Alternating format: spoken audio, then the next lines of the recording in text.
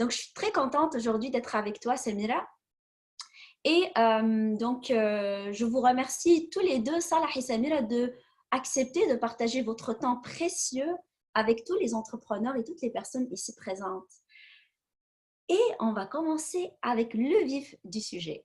Salah, aujourd'hui, on parle de crise. Tout le monde parle de crise. Tout le monde parle de pandémie. Tout le monde parle de crise entrepreneuriale, de crise internationale. Mais d'abord, ce serait très intéressant de comprendre c'est quoi une crise à la base et c'est quoi les caractéristiques d'une crise, Salah. Merci beaucoup. Je me sens très à l'aise et puis tu es doué pour mettre les gens à l'aise. J'aime beaucoup ça chez toi, Hanan. Écoute, je me sens dans un contexte avec Laïla et Samira dans un contexte d'amitié et je suis très heureux. C'est un plaisir. Je n'ai pas l'impression de travailler, j'ai l'impression d'être avec des amis et peut-être qu'on va multiplier notre nombre d'amis avec les gens qui sont présents, les entrepreneurs. Alors, ta question est très importante. Ben, c'est ce que j'ai essayé de faire au début. Mais je vais te dire que j'ai trouvé ça difficile de trouver une seule définition à la crise. Mhm. Donc, j'ai partagé, là, je viens de partager. Je vais donc, ben, je ne vais pas partager les règles du jeu parce que vous les avez déjà. Je pense là, on a parlé comment écrire son nom en totalité, tout ça. Mhm. Euh, donc, la crise, ça c'est important. J'ai essayé de trouver des définitions. Je suis allé voir Larousse et je suis tombé sur une définition un peu drôle, crise de rire, crise de panique, plein de choses. J'ai résumé celles que j'ai trouvées les plus, celles qui décrivent un peu ce que nous vivons maintenant, mais je n'ai pas trouvé une qui soit, qui engloberait l'ensemble de ce que nous cherchons. Et ce que j'ai compris, par contre, c'est que nous ne vivons pas une seule crise, un seul changement, on vit plusieurs changements. Mhm. Donc, on vit une crise complexe qui contient déjà plusieurs crises. J'ai compris aussi que certaines crises sont plus graves que d'autres. Alors, c'est sûr que dans les crises où il y a la santé des gens, c'est beaucoup plus grave. Une crise peut en cocher une autre, et puis on avance dans une situation critique et imprévisible. Et là, j'ai tenu bon. J'ai dit non, je dois trouver une crise. Je ne peux pas aller voir mes amis sans avoir une bonne définition. Et là, j'ai utilisé, pardon? Bon. Alors, je me suis inspiré de la pandémie. En caractérisant la pandémie, je vais faire par analogie pour vous. Vous êtes entrepreneur ou vous le serez bientôt. Vous êtes en formation ou vous avez déjà une entreprise. Et donc, vous avez besoin de caractériser votre entreprise. Comment dire si elle est grave, si elle est critique, par quels critères on peut faire ça. Et donc, j'ai utilisé la pandémie et j'ai vu des recherches qui ont dit qu'une pandémie est caractérisée d'abord par ça. On va dire que la maladie est létale. Ça veut dire létale en vertical, ça veut dire mortel, fettek. Mhm. On va dire que c'est fettek, par exemple, la grippe aviaire, elle a tué 60% de personnes qui en sont tombées malades. Par contre, le E. coli, c'est juste 3%, et ainsi de suite. Donc, plus ça va haut, plus c'est grave, plus c'est létal, plus c'est mortel. Maintenant, sur l'axe des ordonnées, plus ça va à droite, plus c'est contagieux. Parce que regarde, qu'une maladie soit grave, qu'elle ne soit pas contagieuse, bon, qu'elle soit contagieuse mais pas grave, mais imaginez quand c'est les deux, là, ça devient critique. Donc, la criticité d'une crise que j'ai retenue là, c'est la plus critique quand elle est à la fois létale, ça veut dire grave, ça veut dire qu'il y a mort de personnes, et quand elle est transmissible facilement. Et là, vous avez, par exemple, un graphique, la rougeole, ben, tout ça, on parle sans l'utilisation d'un vaccin. La rougeole, avant l'utilisation d'un vaccin, chaque personne transmettait la maladie à 9 personnes, et ainsi de suite. Dans le tableau à droite, et donc, on peut donner un chiffre pour la létalité, un chiffre pour la contagiosité, et là, on peut dire, ben, écoute, c'est critique ou pas critique. J'ai utilisé la même chose et j'ai compris donc que, supposons dans votre entreprise, vous avez un phénomène, une caractéristique qui s'appelle la gravité. La gravité est énorme dans votre entreprise quand elle va causer des morts de personnes. Donc, quand tu vas aller dans le plus bas de la pyramide de Maslow. Donc, quand tu n'as plus les besoins physiologiques les plus élémentaires, les gens n'arrivent plus à respirer, n'arrivent plus à... Et donc, quand c'est très grave, je donnerais un coefficient 5 quand il y a mort d'homme. Par contre, quand c'est quelque chose qui retarde juste la production, on va dire que la crise n'est pas grave, on va lui donner coefficient 1. Et c'est comme ça dans mes entreprises que je visite, on va créer comme un petit tableau. C'est quoi gravité 1, 2, 3, 4, 5. Par exemple, stopper la production 3 jours de suite, ça peut être gravité 3. Il y a mort de personnes, c'est gravité 5. Alors, comme ça, dans les entreprises, j'arrive à faire ce petit classement-là. Ça, c'est la gravité. Maintenant, pour l'étendue, est-ce que c'est quelque chose qui est contagieux, donc il suffit qu'il y ait quelqu'un, et là, on vit dans une situation vraiment très contagieuse, donc l'occurrence ou l'étendue est aussi énorme. Il y a un troisième facteur que j'ai rajouté, c'est celui de on ne voit pas venir, c'est détectable ou pas détectable. Est-ce qu'on peut savoir si on l'a ou on ne l'a pas? Au début, c'était difficile. Et donc, vous allez dire que dans votre entreprise à vous, la crise est chez vous critique. Quand elle est grave, je peux vous dire pourquoi grave, pourquoi tu as le coefficient 5? Ben, la majorité de mon personnel a 60 ans et plus ou 50 ans et plus, donc ils sont plus vulnérables. Il y en a ceux qui ont du diabète. Il y en a ceux... Donc, en fonction de ta prédisposition, elle peut être grave ou pas dans ton entreprise. Donc, tu peux caractériser la gravité selon, on va voir des facteurs qu'on va voir ensemble. Maintenant, tu peux dire que oui, c'est grave, mais écoute, ça ne s'étend pas dans mon entreprise puisqu'ils travaillent chacun chez soi. Et donc, il n'y a pas de contact entre les personnes. Et l'inadaptabilité aussi. On va dire qu'une critique est grave quand une crise est critique quand elle est grave, en même temps, elle est étendue et en même temps, elle est indétectable. Et sachez que le 5, 1, 2, 3, 4, 5, on le construit en entreprise. Là, je vous donne des trucs qu'on fait en entreprise. Et sachez aussi que ben, le gouvernement, qu'est-ce qu'il fait pour ça? Le gouvernement, il va, contre la gravité, il va faire des médicaments et des vaccins. Contre l'étendue, il va faire le confinement, la distance sociale. Et contre l'indétectabilité, il va faire des tests et puis l'étude des symptômes. Et toi, dans ton entreprise, tu vas faire quoi? Dans ton entreprise, toi, contre la gravité, tu vas créer un outil qui s'appelle mesure de résilience collective et individuelle. Ça veut dire, je vais savoir, je vais améliorer la résilience des personnes. Dans ton entreprise, tu ne peux pas créer des vaccins encore, tu n'es pas le gouvernement, mais tu peux aider ton personnel. Tu vas peut-être créer une certaine saine alimentation, tu vas faire des dossiers médicaux, un suivi médical et améliorer les conditions de résilience. Et qu'est-ce que tu vas faire pour l'étendue? À mon travail à moi, je vais organiser le flux pour qu'il y ait isolation des postes. Je vais faire le télétravail. Je vais m'assurer que les gens ne transmettent pas de papier. Je vais faire zéro papier. Tout le monde va passer aux tablettes. Et puis, pour l'indétectabilité, qu'est-ce que tu vas faire? Je vais placer des appareils de détection, des thermomètres à distance. Je vais peut-être donner des formations sur les symptômes et je vais faire une feuille d'autodiagnostic pour que les gens, en répondant à un questionnaire, savent s'ils sont à risque, pas à risque, totalement rétablis, et ainsi de suite. Donc, dans l'entreprise, on se prépare avec ces trois orientations-là. Et pour le gouvernement, c'est une politique de recherche de médicaments et de vaccins, confinement, distance sociale, et puis les tests que fait le gouvernement. Donc, c'est pour ça que moi, j'aimerais garder cette comparaison entre votre entreprise puis ce que fait dans le gouvernement. Donc, et là, vous voyez des exemples pratiques. Par exemple, ici au Québec, on voit beaucoup, et je pense que partout dans le monde, le plexiglas, la distance sociale, le nettoyage, la température à distance, les points de lavage, et surtout, il est possible de mieux faire visualiser ça aux gens par des signalisations aidantes. Parce que on se dit souvent pourquoi, quand on va en Tunisie ou dans nos pays à nous, les gens n'utilisent pas les poubelles, ils jettent tout par terre. Par contre, quand ils s'en vont en Europe, ils deviennent beaucoup plus civilisés et puis ils respectent.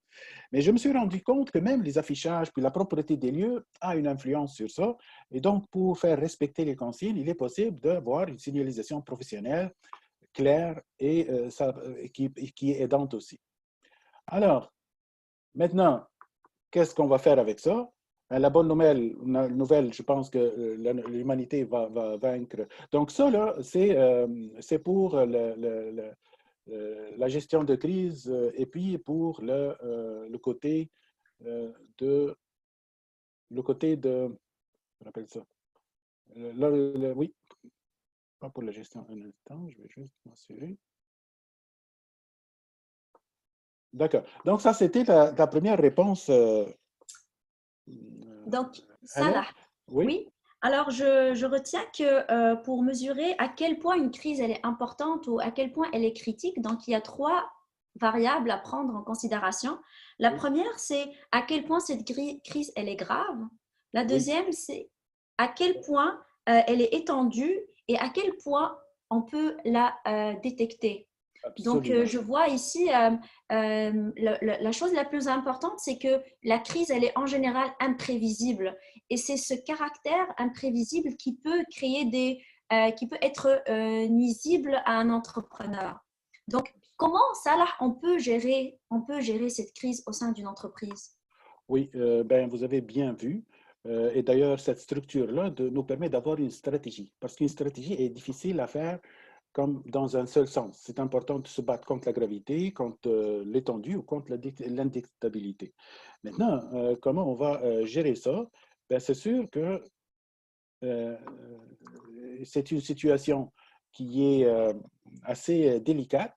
Pourquoi? Parce qu'on navigue dans l'incertitude. Et je vais utiliser un concept qui est utilisé par l'armée américaine. L'armée américaine a dit un jour, écoute, ils ont fait beaucoup de guerres, c'est pour ça qu'ils ont beaucoup d'expérience dans les stratégies de crise. Et ils ont dit, on ne sait jamais ce qui va se présenter dans une guerre. On s'attend à quelque chose, puis l'ennemi fait autre chose. Et donc, ils ont conçu le VUCA, la volatilité, l'incertitude, la complexité et l'ambiguïté. Ce que nous vivons maintenant. Je te donne un exemple, Hannah. Les informations sont volatiles. Tous les jours, ça change. Supposons que vous avez une entreprise au Maroc, en Algérie ou en Tunisie, et puis que vous voulez exporter. Ben, tu ne sais pas si les vols vont continuer de fonctionner. On ne Mhm. sait pas si le fournisseur qui nous donne les matières premières, il est encore ouvert. On ne sait pas si l'exportateur va changer des prix. Il y a beaucoup de choses qui changent tous les jours. C'est ce qui rend ça un peu difficile. Ensuite, les ambiguïtés des messages. On appelle à l'acheteur du fournisseur, il dit, ouais, ouais, on va vous envoyer ça. Puis tu parles au PDG, il dit, non, non, ça prend encore une semaine. Donc, on n'a pas les mêmes messages. Et même dans la pandémie, la volatilité des informations est énorme. Ils nous disent, ben écoute, le chloroquine là, est important, parfois non. Le message, il ne passe pas de la même façon du ministre puis de certains spécialistes médicaux. Il y a aussi la complexité de la décision. On ne peut pas avoir une décision qui est valable et qui est très pertinente. Il y a toujours des dommages collatéraux. Ça veut dire, si Mhm. on privilégie la santé, on va perdre en économie. Si on privilégie l'économie, on va perdre en santé. Et donc, tout est difficile à décider. Et même la solution, on est incertain quels sont les résultats escomptés. Et c'est pour ça que moi, la méthode que je vous propose, elle concerne, ben voilà, pour la volatilité, c'est quoi la réponse à la volatilité? C'est une plus grande vitesse de décision. Donc, on ne peut plus s'asseoir dans ces organigrammes, dans ces bureaux, donner des parapheurs, puis que les personnes signent. Non, on a besoin d'une réaction plus rapide. L'incertitude, personne n'est assez compétent pour répondre à toutes les questions. Et c'est pour ça qu'on va privilégier un leadership participatif où il y a dans notre comité de guerre, disons, les médecins, les ingénieurs, les syndicats, les actionnaires et tout ça. C'est important d'avoir tout le monde pour impliquer tout le monde. C'est complexe et c'est pour ça qu'on va y aller par une gestion plutôt à court terme. On ne va pas, parfois, on ne peut même pas donner de recettes. Ils nous disent, demandent des dates, on ne peut pas. On va privilégier, on dit qu'on privilégie peut-être la santé des gens. Donc, on suffit de donner des valeurs ou des principes, mais on n'est pas capable de prononcer des dates, et c'est normal. Et puis, c'est ambigu. On reçoit quelqu'un qui parle de nouvelles dates, de nouvelles choses, de nouveaux médicaments. Et par exemple, ce que j'aime beaucoup au Québec, c'est que tous les jours, il y a un médecin, pas le médecin, le premier ministre à 11 heures, tout le monde le sait, ou à 1 heure, ça dépend de quel premier ministre on parle. Et puis à sa droite, un médecin, le ministre de Santé, et puis le ministre de l'Éducation. Il y a un seul message, tous les jours, à 11 heures. Il n'y a plus d'ambiguïté. Donc, ils disent qu'est-ce qu'il y a de nouveau, puis on passe à quoi, puis quelles sont les décisions prises. Mais là, comment faire ça? Comment faire ça tous les jours? D'autant plus que Nous, ce qu'on a appris à l'école, les écoles de management, c'est qu'on doit prendre une décision quand on a toutes les informations.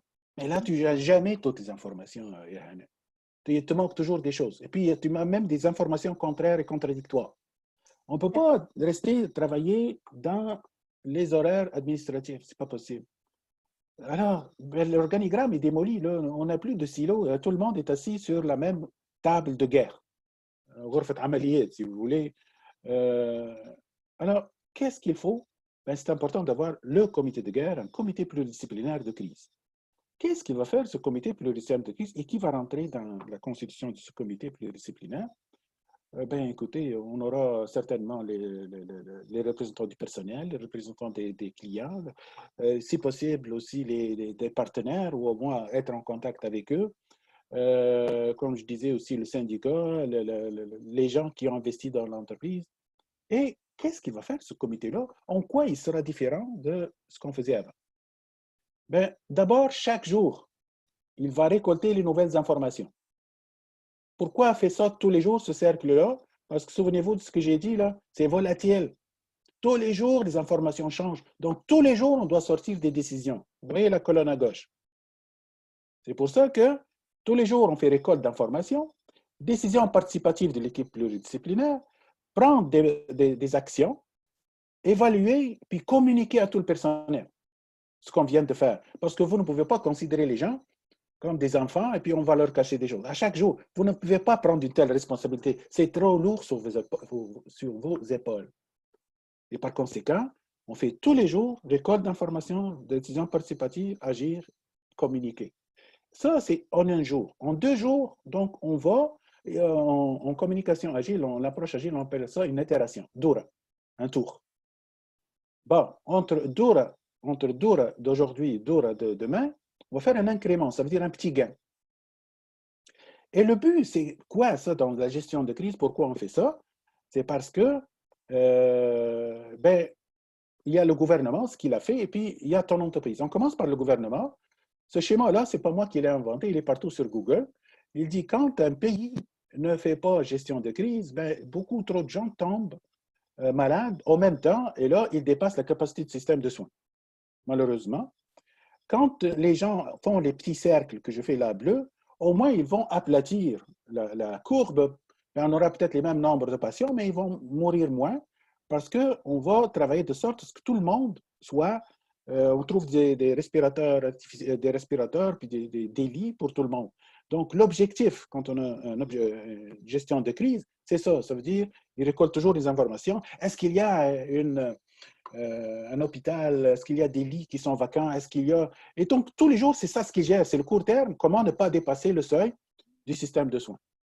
Est-ce qu'on a des hôtels qu'on peut convertir en lieu de confinement? C'est ça, c'est de court terme et toujours ne jamais dépasser ça. Maintenant, quand il s'agit de votre entreprise, ton entreprise, monsieur l'entrepreneur, ben, ça, je l'ai fait en m'inspirant de l'autre. Si tu fais rien, tu laisses les choses se passer, c'est la courbe marron. Donc, tu peux dépasser ton seuil de viabilité. Ça veut dire que tu peux perdre des marchés, tu peux perdre des partenaires, ça veut dire des fournisseurs qui sont très bons, qui te donnent un bon prix ou qui sont uniques dans le pays. Et tu peux perdre aussi un employé qui est clé, ça veut dire qu'il détient toutes les recettes ou que tout le monde aime et qui a un pouvoir, qui a une certaine belle présence. Donc, qu'est-ce qu'on fait avec la gestion de crise? Tous les jours, on se réunit pour ne pas en arriver là. On va privilégier, par exemple, les clients qu'on ne veut pas perdre. Écoutez, là, on oublie là, telle chose, là, telle clientèle, mais je veux, par exemple, que pour l'exportation qu'on fait en France, puis, par exemple, notre client d'Alger, je veux que ça parte. Donc, ça devient un objectif court terme. Le partenaire, là, il faut le payer, il faut trouver. Ben, on prend même un crédit, mais il faut payer le partenaire, sinon il va partir. Ahmed, qui est, je ne sais pas moi, détenteur des recettes. Donc, on va avoir des objectifs vraiment court terme qui concernent ben, le but est de ne jamais dépasser le seuil d'éviabilité, parce que si tu perds ce client-là en France ou à Alger, si tu perds ton partenaire qui te donne, ben, écoute, ton entreprise pourrait mourir et pourrait ne pas survivre à tout ça. Tout à fait, ça. Oui, Oui, tout à fait. Je voulais dire que je trouve que dans un environnement aussi critique et aussi changeant, Oui, avec beaucoup de risques pour un entrepreneur. Alors, je vois qu'il y a comme une émergence de nouvelles compétences que chaque entrepreneur doit avoir, mais oui, aussi comme par exemple l'agilité, la résilience, flexibilité et tout ça.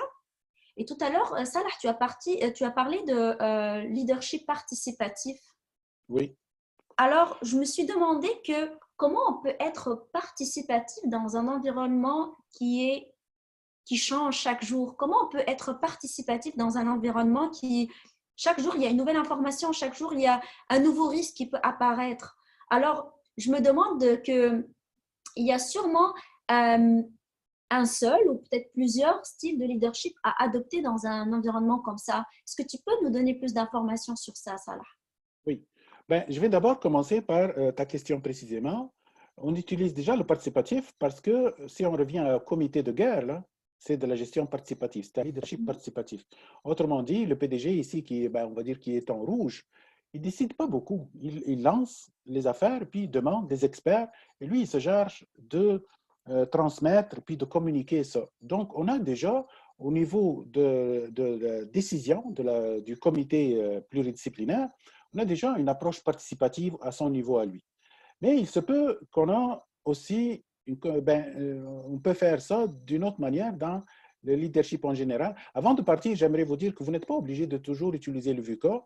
Vous pouvez trouver l'équilibre entre la stabilité et puis le, le, le, le, la gestion de crise. Peut-être que votre situation n'est pas si critique que ça, et donc vous allez peut-être continuer un peu de stabilité. C'est à vous de trouver le bon équilibre. Maintenant, revenons quel style de leadership on a besoin. Ben, ça, c'est, disons, ce qui est en bleu, c'est la crise. Il y a des débuts, phase 1, phase 2, phase 3 et puis phase 4. Alors, quel style de leadership adopter? J'ai choisi pour vous 4 styles différents. On va voir à quel point ils sont importants. Ben, d'abord, le style directif. Le style directif, vous savez, c'est quoi? On en a beaucoup dans les pays du Maghreb. Fais ce que je te dis. Mhm. Euh, bon, mais est-ce qu'on a besoin de ça? Dans certains moments, oui. Et là, je vous dis sur la petite case grise, il est utilisé aux périodes critiques lorsqu'on a peur de perdre le contrôle. On ne l'encourage pas au début. Mais on perd le contrôle et puis on a 3 conditions. Le risque est tellement important qu'il faut appliquer les instructions. Les gens, une partie de ton personnel n'applique pas les recommandations et une insubordination minime peut avoir des conséquences graves sur le reste de la population ou le reste de la population de ton équipe.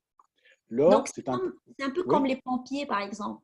oui, on est obligé d'être directif, de donner des ordres, de donner des mesures disciplinaires. Par exemple, tu dis à tout le monde de se laver les mains avant de toucher. Ben là, tu remarques qu'il y en a sur 10, 2 qui ne le font pas. Ben, tu vas être directif. Ben, c'est sûr qu'au début, tu ne seras pas directif. Au début, tu vas adopter un style participatif. On recommande. Ben, écoutez, ils disent que, hey, veillez, s'il vous plaît, à rester ceci. Donc, au début, le leadership participatif est utilisé dans des populations qui manifestent de la maturité. Regardez, par exemple, les Suédois et les Allemands, apparemment, ils ne sont pas passés à l'obligation de leur population parce qu'ils ont vu que les gens, en gros, respectent les consignes. Ben, ce n'est même pas des consignes, les recommandations. Et puis, ben, maintenant, chez nous, on a commencé, par exemple, dans nos pays par les recommandations, mais à un moment donné, c'est l'armée, c'est la police qui a fait le reste du travail en nous empêchant de sortir, puis ils ont fermé les cafés, et ainsi de suite. Alors, il y a aussi un leadership collaboratif qui consiste à dire, ben, écoutez, c'est les valeurs. Nous, ben, les Marocains ou les Tunisiens ou les Algériens, les gens de Mauritanie, les Libyens, on est tous pareils et on est égaux. Et puis, le virus ne choisit pas entre nous. Ben, écoutez, on ne va pas faire la différence entre les Tunisiens qui rentrent de France et les Tunisiens qui a toujours vécu dans son pays. On ne va pas faire la différence entre le Français qui vient en Tunisie et le Tunisien qui vient en Tunisie. Au contraire, il n'y a pas de différence entre riches et pauvres. Ça, c'est important de manifester cette solidarité-là. Et puis, ce n'est pas le moment non plus de nourrir les tiraillements politiques, puis de mettre des points, là, écoute, tel ministre de tel parti, écoute, il a fait une gaffe, ce n'est pas le moment. Ben, écoutez, on peut critiquer, par exemple, beaucoup les Américains, mais quand il s'agit de guerre, ils restent solidaires même derrière un président qu'ils n'aiment pas. Ça, c'est important que nous aussi, on apprenne de ça, de rester solidaires pendant les périodes de crise. Ce n'est pas le moment de se tirailler. Et il reste quelque chose d'autre, c'est le leadership visionnaire.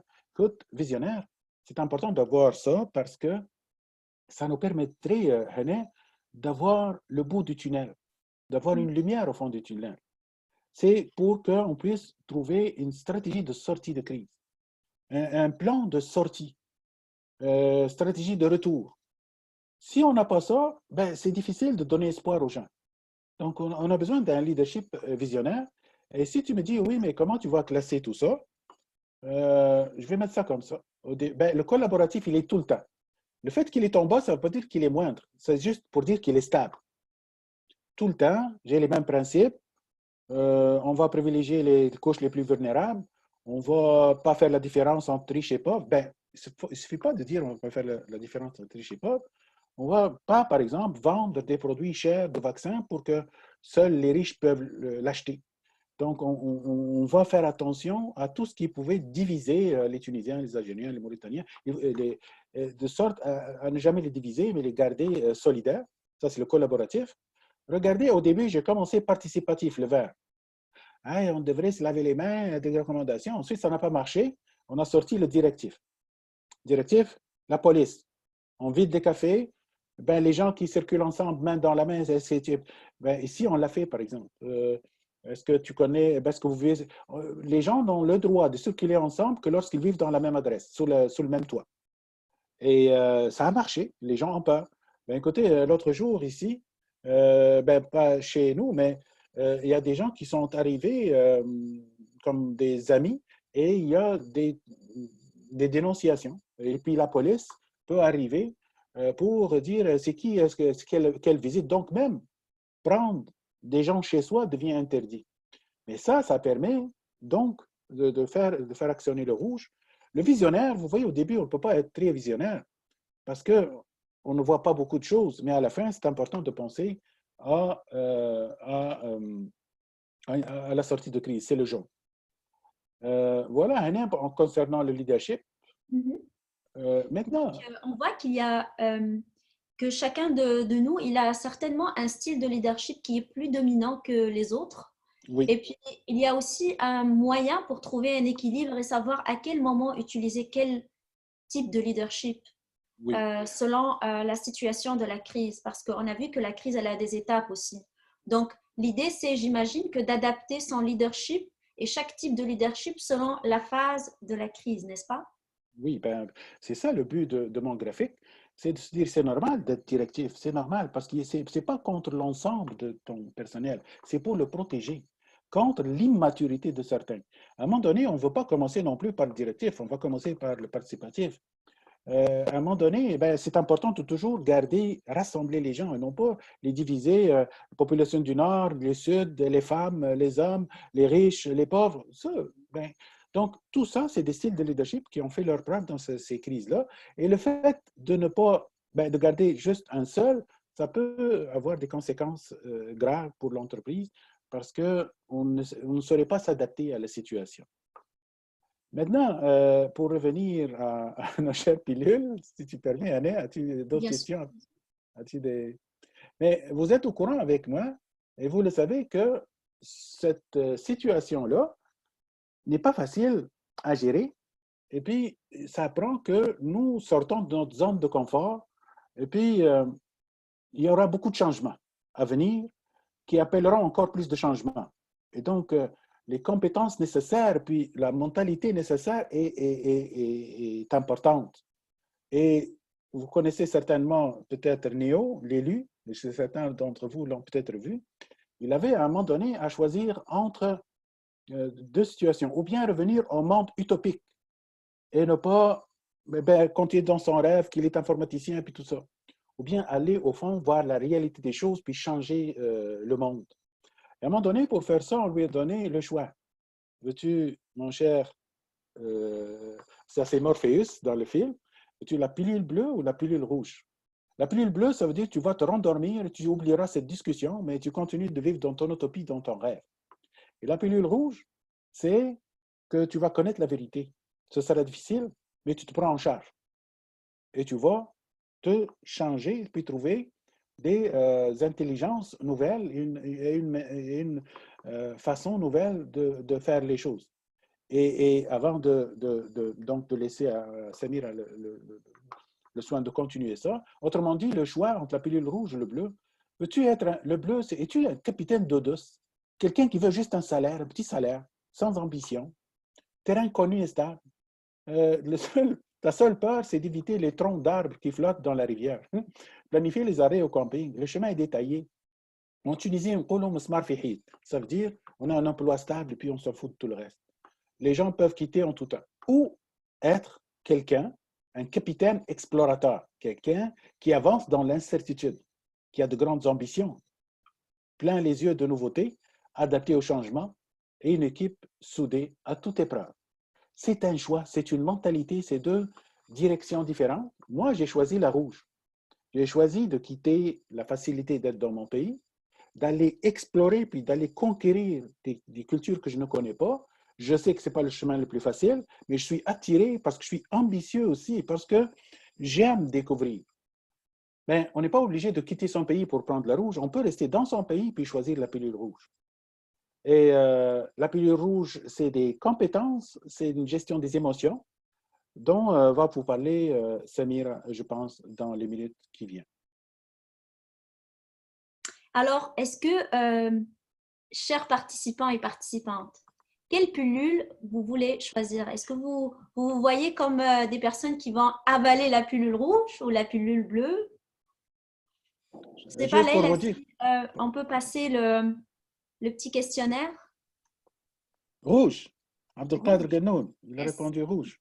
Je ne suis pas Jafar, étonnée, rouge. hein? J'imagine que... Ouais. S'il vous plaît, ne vous trompez pas, on ne parle pas de pilule bleue, ce n'est pas le Viagra. Hein. Ouais. Le C'est une belle rouge, précision hein, parce que ça a créé bon. une Rouge ambiguïté. sans doute, rouge vif, rouge sang. Rouge sans Ah doute. ouais, remettre slide des pilules, s'il vous plaît. Ah, ok. Ah ouais? Donc, pour dire ça, c'est le rouge, c'est le changement. C'est le sens de prise de risque. C'est explorateur. Dans le film La Matrice, c'est Matrix, c'est ça. Neo a choisi la rouge.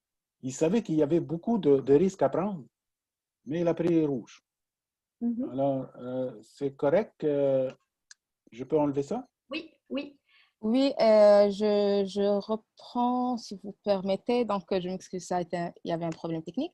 Donc, pour les participants, soit les participants sur Zoom ou les participants sur d'autres plateformes, si vous voyez mon écran, donc, essayez de vous connecter sur www.menti.com. C'est écrit en haut de mon écran.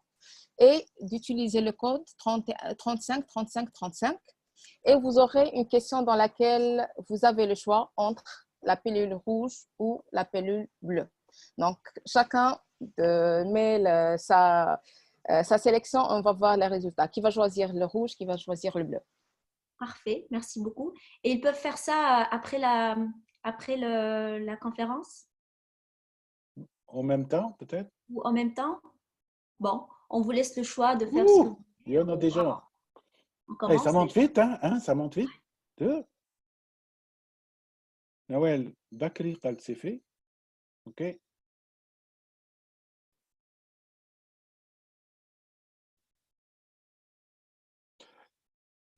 Mhm. Est-ce qu'il y a d'autres personnes? Voilà, tu vois. Mhm. C'est un choix de vie. Hein. Ouais, tout Et à fait. parfois, on n'a pas assez de courage pour l'assumer. Parfois, il y a des gens qui changent leur vie pour aller chercher ce sens du risque. Il y a des gens qui sont heureux ou qui ont une certitude dans l'incertitude. Il y en a d'autres, il faut dire que ils ne veulent pas vivre ça. Il y a beaucoup trop de peur, il y a beaucoup de manque en confiance de soi. Eh bien, il ne faut pas non plus les juger, mais ce n'est pas tout le monde. Et puis, mais ça s'apprend. Ce qui est bien, c'est que ça s'apprend. Est-ce qu'on a des chats, je pense, des questions? Non, non, il n'y a pas de questions pour le moment. OK. Je vous rappelle que cette conférence, elle est enregistrée et qu'elle passe aussi en mode live sur la page Bridges to the Future. Et puis, je crois que Leïla, elle va sûrement nous envoyer après la formation un lien pour toujours avoir la possibilité d'accéder à cette formation, à cette conférence. Mhm. Et puis, Effectivement, Hana. si vous avez des questions, vous pouvez toujours écrire sur le chat ici. Laïla, est-ce que tu as quelque chose à dire? Non, non, vas-y, vas-y, Hana. Ok. Donc, voilà, on a 10 personnes Le rouge, 10-0, c'est un gros score, ça. exactement qui veut prendre la pilule rouge versus 0 personnes pour la pilule bleue. On n'est pas étonné, ça là. Hein? On sait que les entrepreneurs, c'est des personnes, puisqu'elles se sont orientées vers l'entrepreneuriat, c'est des personnes qui aiment le risque. C'est des personnes qui se sentent bien dans le risque, qui sont capables d'assumer leurs choix et les conséquences de leurs choix.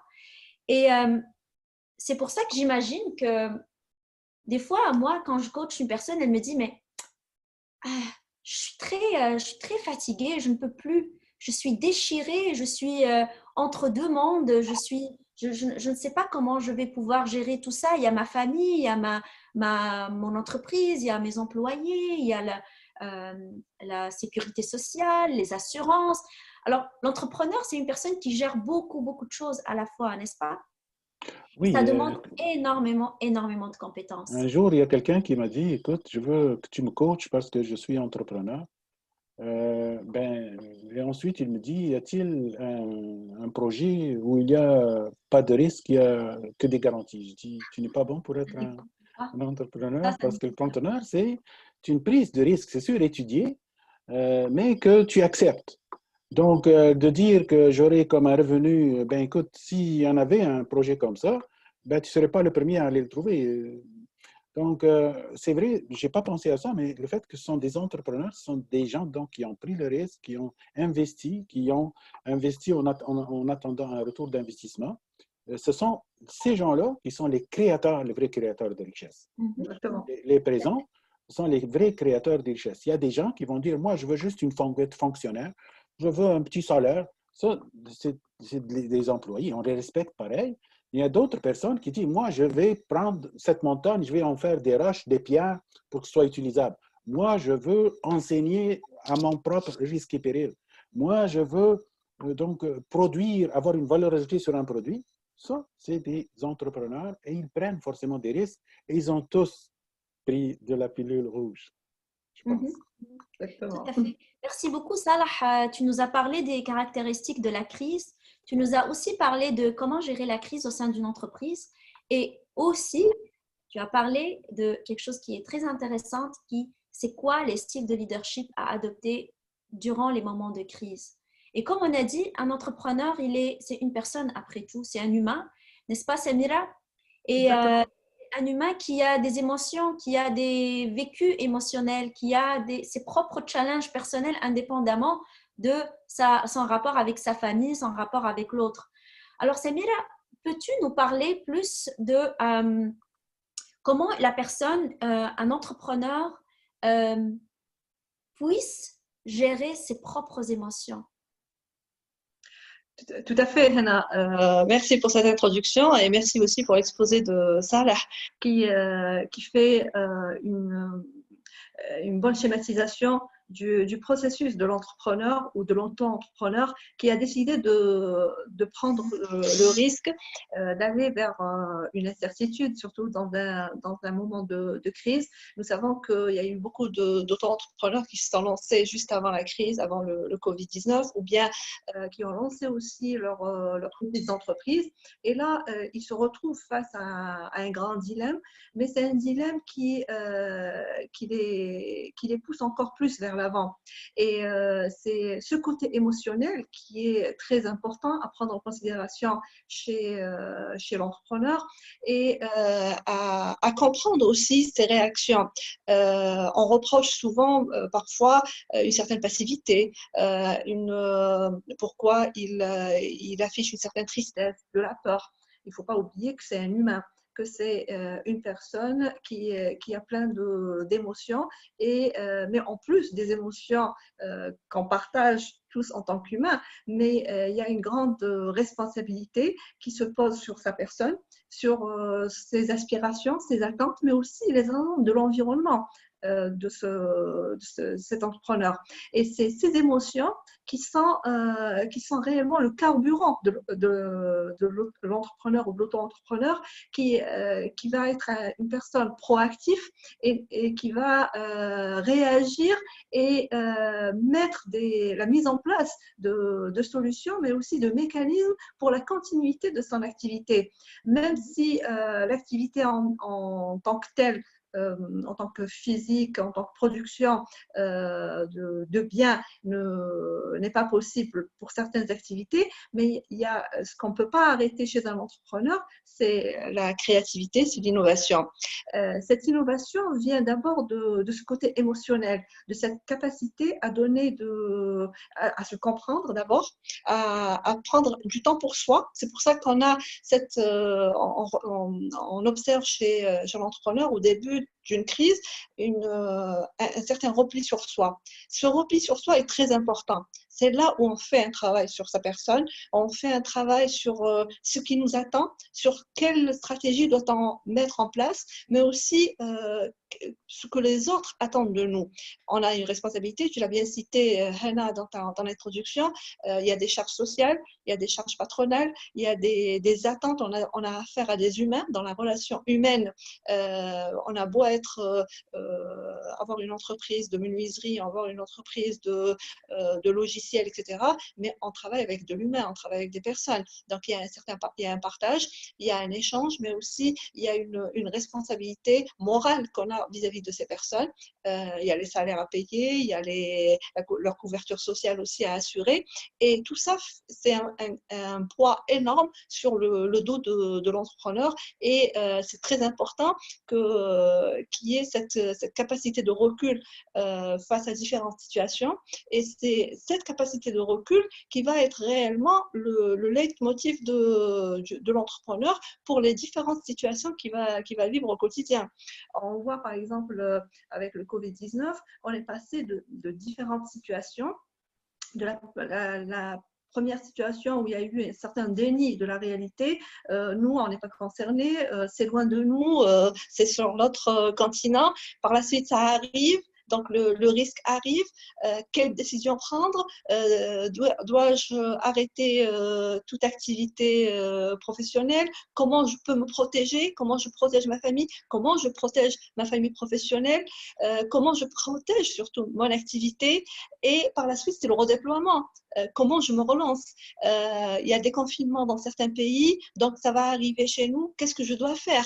Donc, il y a toute une stratégie qui se met en place de manière, je dirais, instinctive, mais aussi de manière très séquentielle et qui permet aussi de se projeter dans l'avenir. Un entrepreneur ne s'arrête jamais de se projeter. C'est une des qualités de l'entrepreneur. Autant il passe par des crises, autant il passe par des moments difficiles, autant il va se redéployer et donner et impulser de l'énergie aux autres et il cherchera aussi à avoir de l'énergie positive des autres. Donc, l'entrepreneur n'a pas besoin d'un discours alarmiste, n'a pas besoin d'un discours fataliste. Il a besoin d'une lumière, il a besoin d'avoir de belles expériences, d'expériences de personnes qui sont passées par des situations de crise, par des situations difficiles et qui leur ont permis de se reprendre et de se ressaisir. Et c'est ce moment-là qui est très important chez l'entrepreneur. C'est ce travail sur soi, cette écoute qu'il a des différents intervenants, qu'il a des experts qu'il a autour de lui, des conseillers qu'il a aussi autour de lui. Et nous savons aussi que ces dernières années, on parle beaucoup des mentors qui ont un très grand rôle pendant cette période. Et chaque entrepreneur a besoin de son mentor. ça ne se rapporte pas à l'âge de la personne, mais c'est un soutien et c'est un référent qui est très important. C'est un petit peu le miroir. C'est le miroir qui nous permet de voir certains détails qu'on n'a pas vus à un moment ou à un autre de notre vie professionnelle ou même familiale. N'oublions pas que cet entrepreneur puise son énergie, puise sa capacité en tant que visionnaire, d'abord de son cocon familial, de sa personne, mais aussi de tout l'environnement dans lequel il vit. Et c'est tous ces paramètres qui feront qu'il arrivera à aller vers l'autre, mais aller vers l'autre aussi, c'est comprendre un petit peu quels sont les besoins de l'autre, et là je reprendrai un petit peu ce que disait Salah tout à l'heure en parlant de la pyramide des besoins, mais la pyramide de Maslow, qui est très important à mettre, à mémoriser, à garder en tête. On ne peut répondre à l'autre que si on sait à quel niveau il se situe, dans ses besoins. On ne peut pas dire à une personne d'être dans la créativité alors qu'elle n'arrive pas à subvenir à ses besoins quotidiens, qu'il n'a plus de revenus, qu'il est dans une situation délicate, que cet entrepreneur n'arrive pas à obtenir un crédit, n'arrive pas à obtenir une ligne de crédit pour l'autofinancement au quotidien. Donc, et là, il aura besoin de conseillers, il aura besoin de personnes qui vont l'amener à trouver d'autres ressources pour se financer et s'autofinancer aussi. Donc, l'entrepreneur, surtout dans ces périodes de crise, doit être toujours en contact de son environnement, à l'écoute de son environnement, mais aussi c'est le réseau qui joue un grand rôle. Ce qu'on partage aujourd'hui, c'est un signe aussi et c'est un élément très important, c'est notre réseau au quotidien, c'est notre réseau par tous les liens qu'on a eus qui a fait qu'on s'est réunis aujourd'hui. On a réuni 3 parties du Maghreb et en espérant avoir plus pour ce partage. Donc, le réseau est très important. Donc, c'est un élément fondamental chez l'entrepreneur et l'auto-entrepreneur d'élargir son réseau de relations, d'élargir son réseau de connaissances et de partage aussi d'expériences qui font qu'on arrive plus à écouter l'autre, mais aussi à être productif dans notre quotidien. Tout à fait. Merci beaucoup, Samira. Je retiens de ce que tu as dit que pour un entrepreneur, c'est très important cette période de solitude, de repli sur soi-même parce que ça nous permet de cheminer sur nous-mêmes, ça nous permet de comprendre on est où, de prendre conscience de ses propres besoins, de ses propres défis personnels. Et puis, ça nous permet aussi ce moment d'être seul, ça nous permet de se projeter dans l'avenir, qui est une motivation numéro 1, on va dire, chez l'entrepreneur. Et puis aussi, j'ai noté quelque chose de très intéressant, c'est le fait que en tant qu'entrepreneur, on a beaucoup besoin de s'inspirer des autres. Et ça, tout à fait. Donc, je trouve que l'idée du réseau, l'idée de se mettre en contact avec des personnes qui ont réussi leur vie, qui ont réussi leur projet est très importante. Donc, je retiens ici que, comme on va dire, comme une proposition de solution, c'est de s'entourer par des personnes positives, des personnes qui voient la lumière, des personnes qui peuvent nous montrer des solutions, nous proposer des idées et tout ça. Et d'où l'importance, comme tu as dit, du réseau. Du réseau d'experts, de mentors ou même des entrepreneurs qui ont les mêmes défis que moi et ensemble, nous pouvons travailler pour surmonter une étape difficile. Merci beaucoup, Samira. C'est très intéressant ce que tu as dit. Et puis, j'ai une autre question à toi. C'est que il est clair que chaque entrepreneur, il a ses propres défis personnels, ce besoin de repli sur soi, comme on a dit. Mais ça rend la situation encore plus avec plus de défis quand il s'agit d'un rapport avec l'autre. Donc, on a parlé de la relation intrapersonnelle, donc la gestion émotionnelle intrapersonnelle. Maintenant, j'aimerais qu'on parle de tout ce qui est interpersonnel entre l'entrepreneur et son entourage. Tout à fait. Cet entrepreneur ne peut couper le lien avec son entourage, surtout son entourage professionnel. Donc, cet entrepreneur, soit c'est une toute petite entreprise ou une moyenne entreprise où il est auto-entrepreneur, il est au contact d'un environnement professionnel. S'il a des salariés, c'est des employés, il a ses fournisseurs, il a ses partenaires économiques et sociaux et les différentes instances avec lesquelles il travaille. Pendant cette période, c'est très important de garder le lien. C'est très important d'avoir une communication au quotidien, une communication aussi rassurante, de voir, c'est un baromètre de la continuité de la vie et ça permet aussi de marquer une présence. En parlant tout à l'heure de réseautage et de créer notre réseau, ces éléments-là, donc le personnel, les partenaires sociaux, etc., font partie de ce réseau. Et c'est un réseau qui est primordial pour la vie d'une entreprise et pour la vie de l'entrepreneur. Arriver à garder, à être une source d'inspiration et une source aussi de rebondissement dans de telles situations est très important. Ça donne la fiabilité et ça assure la pérennité aussi de l'entrepreneur, mais aussi de son entreprise. Quand on est présent, quand on est dans ce partage au quotidien et en donnant une posture d'assurance et de sérénité aussi, fait qu'on a plus de crédibilité face aux différentes personnes qui nous côtoient au quotidien.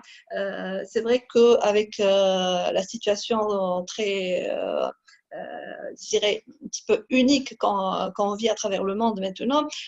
On a de nouveaux modes de comportement. On est plus dans le télétravail, on est plus dans une distance sociale vis-à-vis des autres, mais une distanciation sociale ne veut pas dire couper les ponts avec les autres, ne veut pas dire qu'on n'est plus au contact des autres, on n'est plus dans le partage. Au contraire, c'est là où on doit être plus présent, où on doit utiliser plus tous les outils modernes de communication pour marquer notre présence, pour être dans ce partage et développer de nouvelles attitudes, mais aussi de nouveaux comportements dans nos relations sociales. Le personnel, je reviens, qui est très important quand on a des employés, il est primordial de garder contact pendant cette période, même si on n'a plus d'activité, même si je citerai par exemple dans certaines activités où d'un pays à un autre, ça change, mais par exemple, je prends l'exemple d'Algérie, où certaines activités ne sont plus productives pendant cette période depuis 2 mois. Même si on n'est plus productif sur certains segments, il est très important d'insuffler une lueur d'espoir aux salariés, à garder ce contact, à communiquer une communication positive aussi, pas une communication alarmiste. Tout ce qui est alarmiste, comme je reprends ce que disait Salah tout à l'heure, va influencer de manière très, très négative. C'est une force d'inertie dans toute société, dans toute entreprise, mais aussi dans tout mode de relation sociale. Donc, c'est très important d'avoir une communication rassurante, d'avoir une communication fiable aussi. Ça ne sert absolument à rien d'aller dans les mensonges, d'aller dans une communication aussi, ce qu'on revoit qui revient beaucoup, une communication de chiffres, de pourcentages, etc. Cela ne rassure pas. Au contraire, ça devient alarmiste, on devient fataliste avec ce type de communication. Quand on est dans des situations pareilles, on a besoin d'une communication sereine, on a besoin d'une communication qui nous guide vers un aboutissement, vers une sortie. On a besoin de sortir fort de cette situation et de cette situation de crise. Tout à fait. Tout à fait. J'ai envie de te dire, Semira, que des fois, un entrepreneur, je suis d'accord qu'il faut une communication positive et rassurante. Et des fois, on n'a même pas besoin de parler comme entrepreneur. Il suffit juste d'écouter. par exemple, si un salarié va dire mais c'est quand que ça va finir? Je suis fatiguée, je ne peux plus. Je sais pas, par exemple, il dit n'importe quoi. Un entrepreneur qui a souvent la réponse à tout, le super-héros qui a envie de rassurer tout le monde, il y a le piège de répandre, d'essayer de satisfaire ce besoin. Mais en réalité, des fois, il a juste besoin d'être écouté, cette personne. Elle a juste besoin d'être écoutée. That's all. Il n'a pas besoin Ok. de réponse parce qu'on sait que tous, on est dans la même situation et que personne n'a la réponse. Tout à fait. Et là, c'est ça, c'est l'écoute active.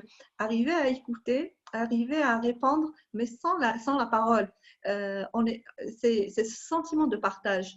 Mhm. Quand une personne est là à se plaindre de la situation actuelle, elle n'a pas besoin d'une réponse, d'une phrase. Elle a besoin de savoir qu'il y a quelqu'un qui l'écoute, qu'il y a quelqu'un qui est attentif à ses attentes et qu'elle arrive à se repositionner dans son échelle des valeurs, dans ses motivations et de se projeter dans l'avenir.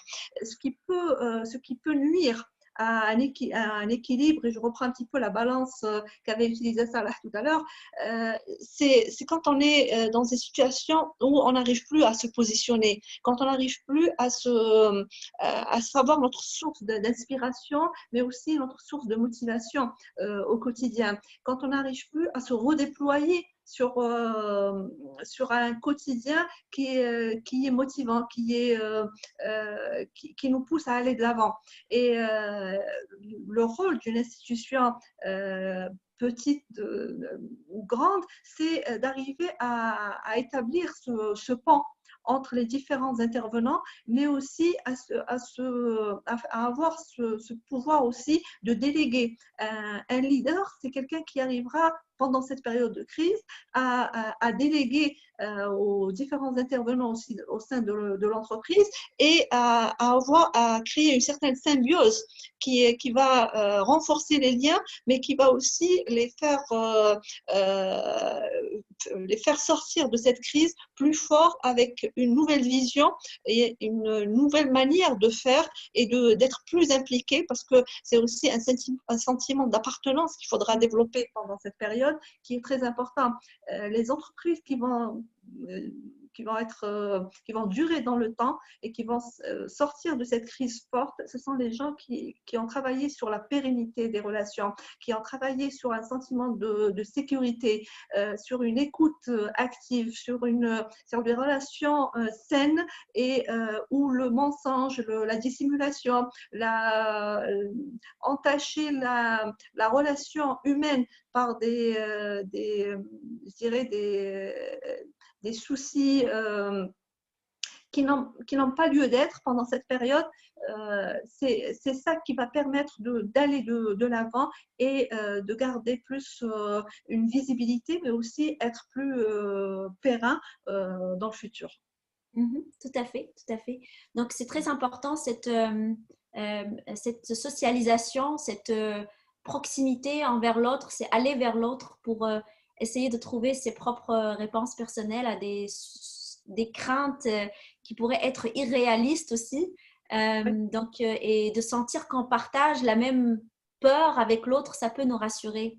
Je suis tout à fait d'accord avec toi. C'est un peu comme chez les psychologues, Samira, quand on dit toujours que les psychologues doivent s'écouter entre eux pour qu'ils puissent passer à travers tout ce qu'ils écoutent de la souffrance de leurs patients. C'est un peu la même chose chez les entrepreneurs aussi. S'ils se mettent ensemble, ils vont pouvoir se rassurer entre eux et c'est très positif.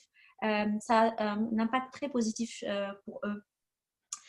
J'ai une question qui vient de Saad-Eddin. Il dit à toi, Samira, il dit comment utiliser une situation de crise comme catalyseur de changement. Alors, la situation de crise nous permet de faire déjà un arrêt sur soi.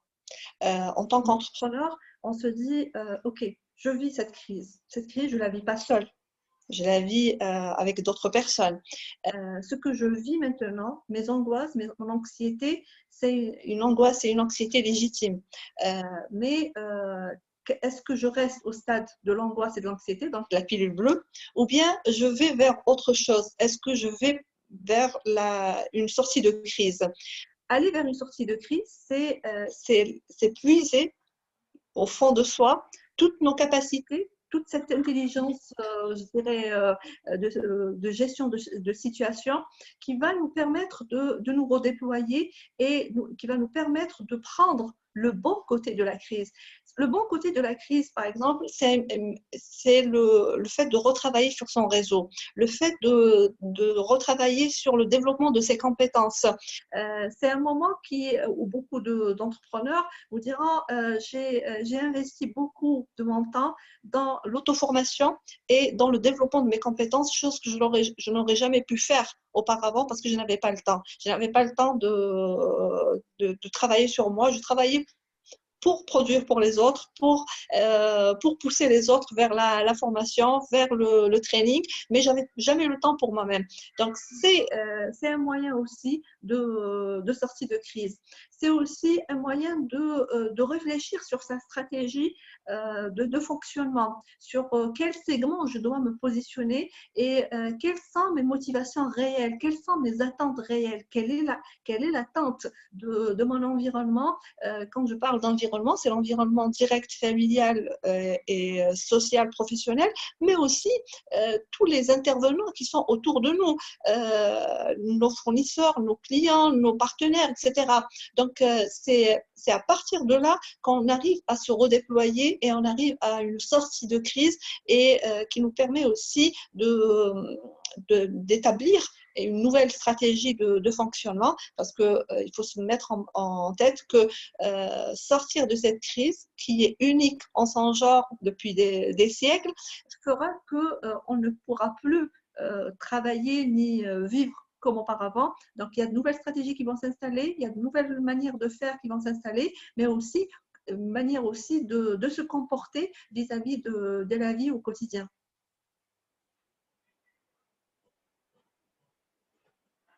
Je ne t'entends pas. Je ne t'entends pas. Excuse-moi. Merci beaucoup.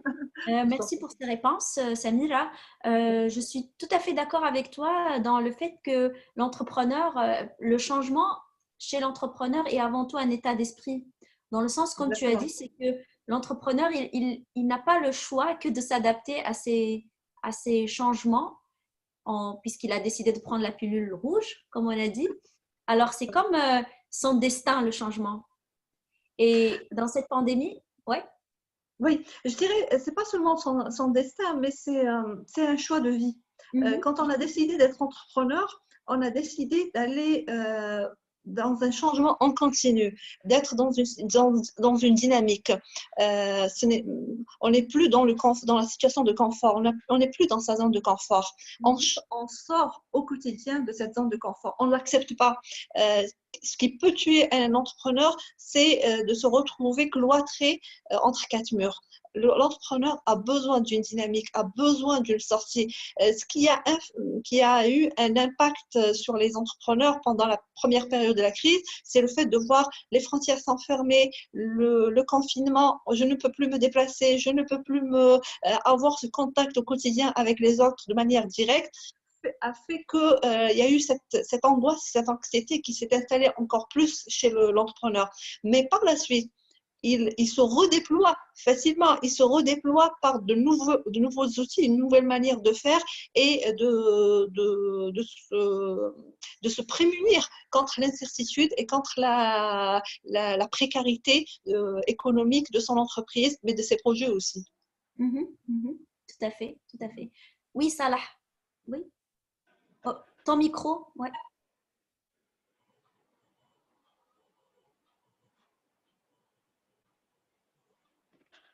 Ah, vous m'entendez là? Oui. Bon. Ben, je suis tout à fait d'accord avec vous. Et je dirais même que parfois, la crise, elle rapproche les gens parce que les gens ont un ennemi qui est connu qui va les rassembler. On a vu, par exemple, pour la Tunisie, Salah, on t'entend pas. Avant la Révolution, tous les opposants étaient unis, étaient amis, ils s'aimaient beaucoup, et puis ils étaient solidaires. Dès que quelqu'un était en prison, ils faisaient tous la grève. Après ça, quand ils ont eu le pouvoir, ils se sont mis à être en opposition tout le temps. On a Salah, je vu crois aussi que tu as un des leaders. problème de son. Non, c'est quelqu'un qui m'appelle. Voilà. Mon ordinateur s'est arrêté, j'ai dû improviser avec mon téléphone. Alors, D'accord. ce qui se passe, oui, il y a des gens qui sont passés par une crise et c'était la chance de leur vie pour être aimés. On a vu des gens qui ont traité des grands incendies, qui ont été des guerres. Prenez Churchill, prenez beaucoup de grands leaders mondiaux. Ils ne seraient rien sans la crise par laquelle ils sont passés. Pourquoi on vit ça? Est-ce que ça galvanise? Oui, ça galvanise. Il y a même, je ne dirais pas qu'il faut faire ça, mais il y a même des rois qui inventent des guerres rien que pour gagner en leadership, pour gagner en autorité. Alors, pourquoi ça? Parce que au moment de crise, on a besoin de quelqu'un qui soit nous rassure. Nous avons des peurs. Il sait, lui, nous affranchir de ces peurs-là en étant rassurant et qui sait nous faire rêver. Donc, c'est beaucoup plus d'émotionnel. Et quand un leader sait utiliser cette dynamique émotionnelle, ben, écoute, il va gagner en estime et les gens vont se reconnaître en lui et ben, c'est sûr que son leadership va beaucoup s'améliorer là-dedans. Il n'y a pas de doute, donc je suis avec vous Tout à totalement fait, dans vos réponses. tout à fait, ça, là, tu viens de mentionner quelque chose de très important, c'est cette capacité à amener les autres à s'identifier à ce leader, à s'identifier à sa force de réactivité, mais aussi à sa résilience aussi vis-à-vis des différentes situations et à pouvoir revenir sur ses jambes après cette crise et de se dire d'où il a puisé cette énergie et d'où il a puisé cette capacité à aller de l'avant. Et c'est très important pendant ces périodes de crise de revenir vers sa source d'énergie interne qui est je dirais, un trésor inestimable parce qu'on cumule beaucoup d'expériences, beaucoup de vécus au quotidien et qui sont notre source d'énergie. Et surtout pour un entrepreneur, il doit revenir vers cette source d'énergie, mais aussi être à l'écoute de tout ce qui se passe autour de lui et aussi puiser des expériences passées. Là, tu l'as bien signalé sur le fait que les différentes guerres, les différentes pandémies à travers le monde, dans les différents siècles qu'a vécu l'humanité, c'est une source d'énergie inestimable qui permet à l'entrepreneur de savoir que chaque situation difficile, il y a une sortie. Mais il faut savoir trouver le chemin de cette sortie et dès qu'on le trouve, on sort plus fort et plus à même de gérer les différentes situations de crise. Tout à fait, tout à fait. Ça mérite beaucoup de réflexion et beaucoup de méditation. J'ai envie de étaler le sujet encore plus, mais je suis consciente qu'on n'a pas beaucoup de temps pour traiter un sujet aussi important et intéressant. J'ai une autre question pour toi, Salah. Merci Nawel pour la question. Donc, elle dit, comment appliquer les théories de leadership quand on est des petites structures où l'équipe est formée de 1 ou 2 personnes? Oui. Mais en fait, le leadership, il y en a, ben, c'est important. Pourquoi? Pour aider à aligner les gens dans la même direction. Ça peut être 2 personnes, ça peut être ta famille, ça peut être un groupe d'amis. Il y a 2 chemins pour faire du leadership. Ou bien on fait confiance à quelqu'un parce qu'il est crédible. Ça veut dire quoi crédible?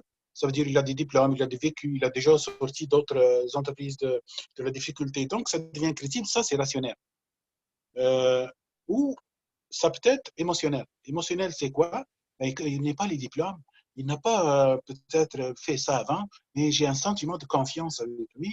Il me rassure. Rien que de parler, il me rassure. C'est quelqu'un que je me sens à l'aise avec lui. Donc, ce genre de leadership-là, que ce soit rationnel ou émotionnel, a beaucoup d'impact. Ça peut être se faire une petite entreprise, mais je vais utiliser le leadership même autrement, moi. Prends le leadership de ta vie.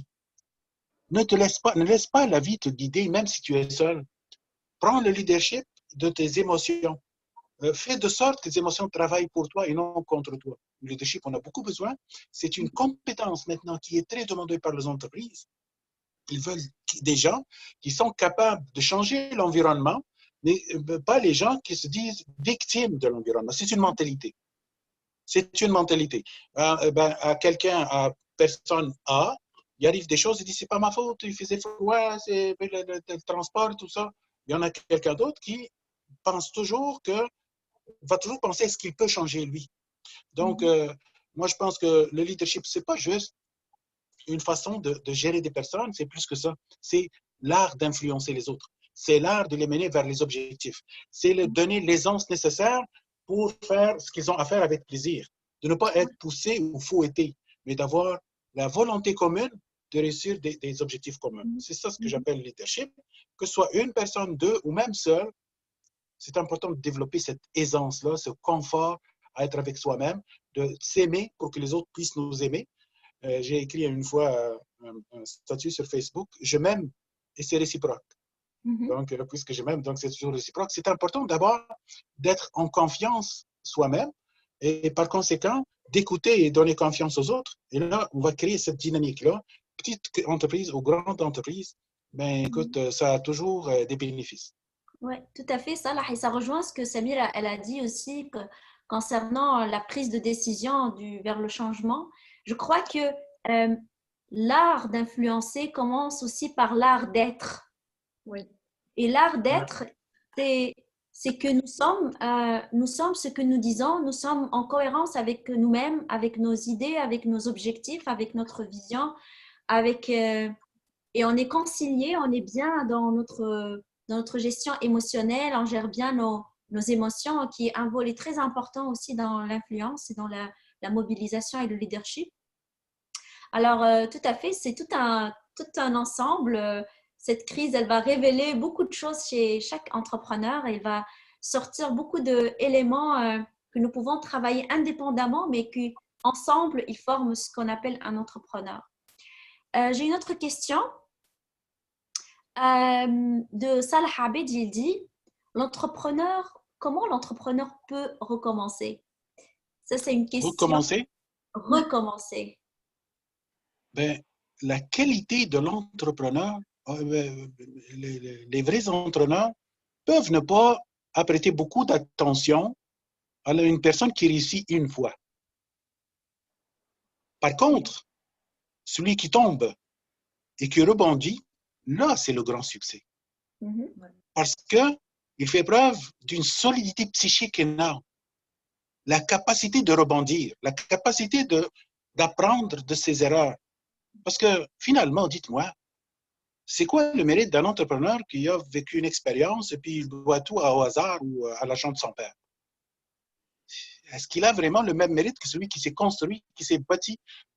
Ou est-ce qu'il a le même mérite que celui qui est tombé, puis qui se reconstruit lui-même? C'est sûr que ça prend beaucoup de force intérieure, de confiance en soi, de ne pas se laisser faire par les personnes décourageantes, les personnes toxiques, les personnes négatives, les personnes qui vont le pousser dans l'abîme, dire tu as déjà essayé une fois, arrête, il faut être raisonnable. Il y a chez l'entrepreneur une voix interne qui dit que tu es né pour conquérir, tu es né pour prendre des risques, tu es né pour être gagnant. Alors ça ne s'arrête jamais. C'est important de prendre soin de ce sentiment-là, de se faire confiance. Si tu as autour de toi des personnes toxiques, éloigne-toi de ça. Malheureusement, les personnes toxiques peuvent être des personnes proches. Ça peut être parfois une mère, ça peut être un conjoint. Ça c'est plus difficile. Mais sinon, dans la mesure du possible, faites-vous entourer par des personnes qui croient en vous. Engagez une certaine collaboration autour de vous. N'ayez pas peur d'avoir des personnes meilleures que vous. C'est ça le vrai leadership. Et donc, tomber et rebondir, ça devient beaucoup plus aisé pour une personne qui a cette solidité intérieure-là. Donc, c'est la solidité qui fait de sorte qu'on est capable de rebondir ou pas, à mon avis. Et c'est une preuve que tu es un vrai leader. Oui, et non pas quelqu'un qui a profité de circonstances ou d'une mode ou peut-être d'une subvention, puis tu as eu de la chance. À un moment donné, moi, j'étais en Tunisie, j'étais bien. Et on m'a dit, écoute, tu es bien, toi, parce que tu as un nom de famille de personnes connues, puis tu es facile, puis tout le monde te respecte votre famille. Je me dis, ah bon, est-ce que je suis capable maintenant de réussir dans un autre pays où personne ne me connaît? Se remettre à l'épreuve aussi, c'est bon. Ça nous permet de découvrir, d'avoir des réponses. Je me suis dit, si au lieu de naître dans ma famille à Tunis, des gens qui me connaissent, j'étais né en Algérie, mais avec les mêmes compétences, est-ce que j'étais capable de percer? Et c'est ça le vrai défi. Oui, oui. Il y a des gens, excuse-moi, des gens qui, quand ils vont, ben, tu vas à 40 ans aller au Canada? Oui. Est-ce qu'il y a un job qui t'attend, un travail? Non. Est-ce que ton diplôme d'ingénieur reconnu? Non. Est-ce que au moins tu connais des gens? Non. Mais tu es fou. À 40 ans, tu as 2 enfants, tu recommences tout à zéro. Mais moi, je trouve plaisir à recommencer de zéro. Je dirais, Je trouve que c'est un vrai plaisir de recommencer. c'est ça l'âme de l'entrepreneur, c'est cette capacité à se reconstruire et à se repositionner dans différents contextes, dans un environnement inconnu et de créer ses repères, de créer de nouveaux repères et de ne pas être dans la zone de confort qu'on s'est créé pendant un moment et où on a subi l'effet de son environnement ou l'effet de son entourage, mais on a la capacité de l'entrepreneur, c'est cette capacité d'aller de l'avant et baliser son terrain, mais aussi aller vers l'inconnu. C'est cet inconnu qui est le réel leitmotiv de l'entrepreneur. S'il n'y a plus cette envie et cette curiosité d'aller vers l'inconnu, il n'y a plus l'âme de l'entrepreneur. Donc, c'est très important.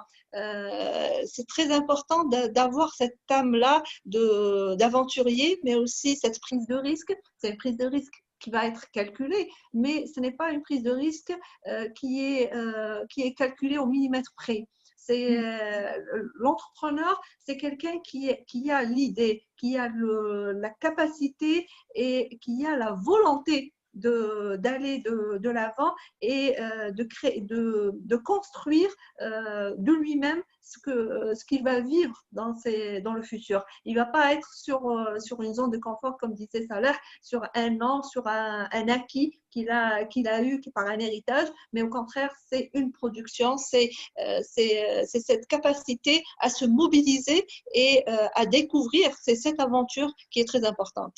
Mm-hmm.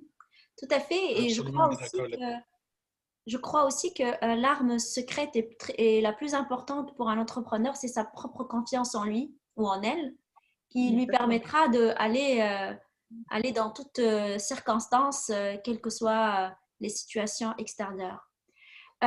J'ai une petite question et avant cette question, j'aimerais informer toutes les participantes et tous les participants que nous allons ouvrir leur micro s'ils ont des questions et qu'on va vous donner la gestion de vos micros à vous. Donc, si vous avez des questions, vous pouvez l'utiliser. Si vous n'avez pas des questions, s'il vous plaît, laissez les micros fermés. Je vais essayer de revenir à mon ordinateur. OK. Parce qu'il a redémarré. D'accord. Si je disparais brièvement, ça veut dire que je vais revenir au téléphone. D'accord, OK. Samira, je ne sais pas si je te pose la question, c'est sur elle vient de Zakia qui dit comment cette crise influence le processus entrepreneurial?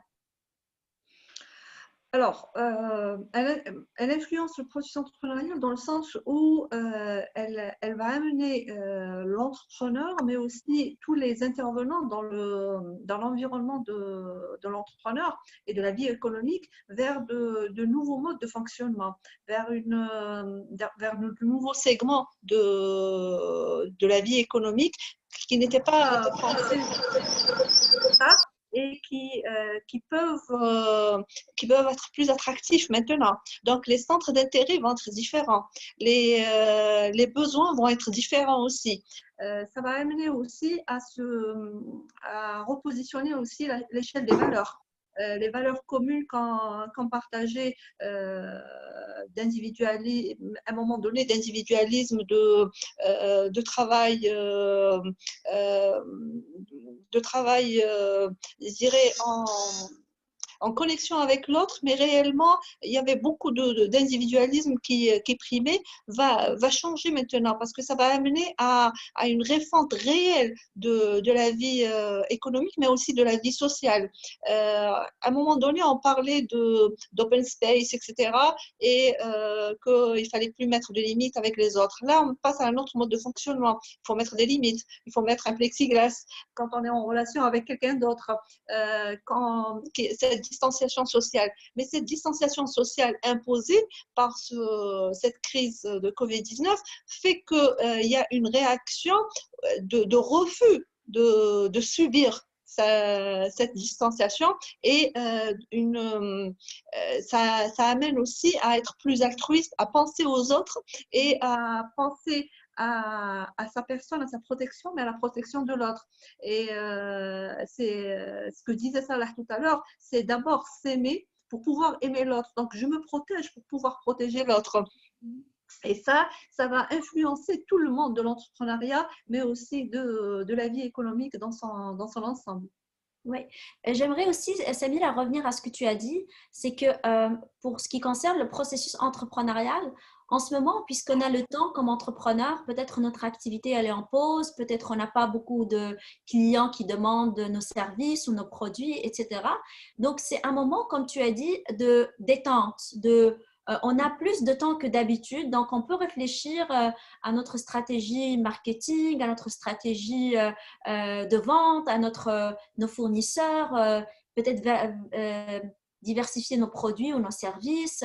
Et surtout, on a le temps pour s'informer, on a le temps pour voir, pour prévoir, pas prévoir, mais je veux dire, selon les informations que nous avons, nous pouvons imaginer qu'est-ce qui pourrait être comme demande de nos clients. Donc, on a beaucoup, beaucoup de temps à réfléchir sur tout notre processus entrepreneurial. Et je crois pertinemment, Zakia,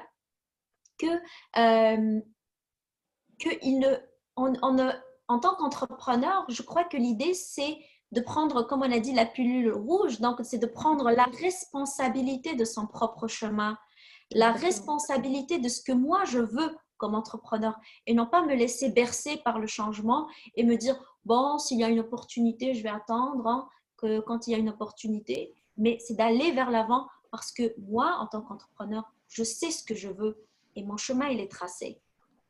Enfin, aussi, il faut faire appel à la flexibilité, la résilience, tout ce qu'on a dit, mais c'est de savoir où est-ce que je veux aller comme entrepreneur. Je ne sais pas s'il y a d'autres questions. Jacques, est-ce que tu as une question?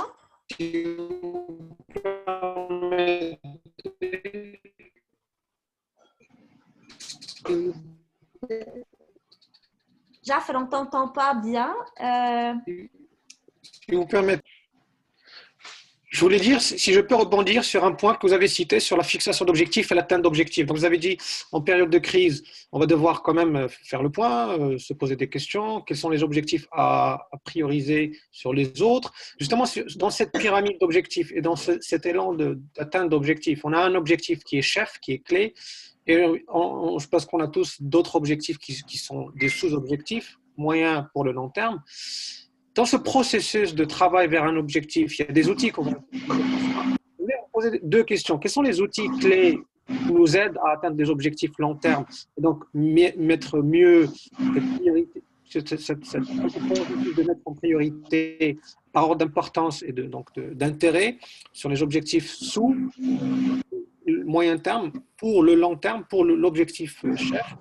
Et donc, quels sont les outils de fixation d'objectifs, comme le GPS ou d'autres, les plus prioritaires dans cette crise? Et est-ce qu'il y a des outils qu'on devrait apprendre spécifiques à la gestion de crise après crise? C'est ma question. Merci, Jafar. Merci beaucoup pour la question. Je sais que Samira et Salah, tous les deux peuvent répondre, mais je vous laisse le choix. En fait, je vais peut-être commencer pour défricher un peu. En fait, on parle d'objectifs à long terme seulement pour la période de stabilité. Maintenant, avec les changements modernes, on ne fait même plus des plans pour 5 ans. On fait 2 à 3 ans, c'est déjà beaucoup. Parce qu'il y a tellement de changements, il y a tellement de nouvelles technologies. qu'on ne parle plus de la planification stratégique quinquennale, comme on faisait avant. Seulement dans les gouvernements, les relations publiques, la fonction publique, qu'on est capable de faire ça et ensuite on ne la respecte pas.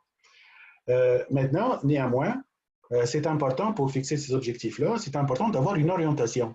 Les gens qui ont investi dans l'entreprise, toutes les personnes ayant un intérêt dans l'entreprise, qu'est-ce qu'ils attendent de ça? C'est quoi, par exemple, le rêve, par exemple, c'est peut-être l'international. C'est une entreprise marocaine ou algérienne et elle veut conquérir l'Europe. Donc, cette vision-là lui permet d'avoir des objectifs de pays, par exemple, c'est quoi les attentes de gain? C'est quoi les attentes de plaisir puis de l'épanouissement du personnel? Tout ça, c'est une vision qui est importante et qui permet ensuite à un groupe de travail de traduire ça en objectif. Donc, l'objectif, ce sont des chiffres, mais qui traduisent un espoir, un rêve, une mission de l'entreprise. Et après ça, bien, c'est sûr que ce qui va changer plus tard, supposons que l'actionnariat veut une diversification de produits, veut beaucoup d'exportation, veut gagner de l'argent. On va avoir des objectifs annuels qu'on appelle stratégiques. Puis ces objectifs annuels stratégiques, ils seront traduits en objectifs mensuels et la direction va travailler avec un tableau de bord pour pouvoir savoir est-ce qu'on est en train d'atteindre ces objectifs-là, est-ce qu'on est loin, est-ce qu'on est en dessus, est-ce qu'on est en dessous. Donc la stratégie, c'est des jalons, c'est des chiffres qui permettent de savoir est-ce qu'on est parti dans le vrai rêve de l'entreprise, est-ce qu'on est parti dans la bonne direction. Maintenant, qui fait ça? Ce que j'ai vu, c'est qu'on m'a invité dans certaines entreprises pour animer. Les actionnaires sont là, les représentants du personnel. Et puis, dans une journée, il appelle ça lac à l'épaule. Ça veut dire que c'est comme si on poussait une diligence ou une charrette. Là, tout le monde met son épaule sur la roue pour pousser. Et puis, il reste 2-3 jours là-dedans. C'est peut-être un week-end, une fin de semaine. Et ils finissent par pondre une planification stratégique. Donc, la planification stratégique, elle tient du rêve des gens qui l'ont fait. Elle tient aussi, soit, je ne sais pas si vous connaissez, quelles sont les opportunités du marché, quelles sont nos forces, mais aussi quels sont les risques du marché et quelles sont nos faiblesses. En fonction de ça, on va ajuster cette... Donc, c'est une technique, c'est une technicalité. C'est une technicalité qui permet de voir clair, d'avoir comme un business plan, qui permet aux entrepreneurs, par exemple, de dire, écoute, la première année, je vais gagner tant, parce que le janvier, février, mars, donc ça permet d'avoir un plan de marche là-dedans. En période de crise, c'est différent. En période de crise, si vous connaissez l'épicier du coin, puis qu'il est en crise, il va gérer selon le tiroir, les liquidités. On lâche tout, on oublie les grands objectifs, on oublie l'exportation, mais on a juste, quand on est en grande crise, on gère les liquidités, ça veut dire combien je dispose d'argent dans le tiroir, dans la caisse, ils disent les tiroirs, dans nos épiciers, les petits. Et puis, qu'est-ce que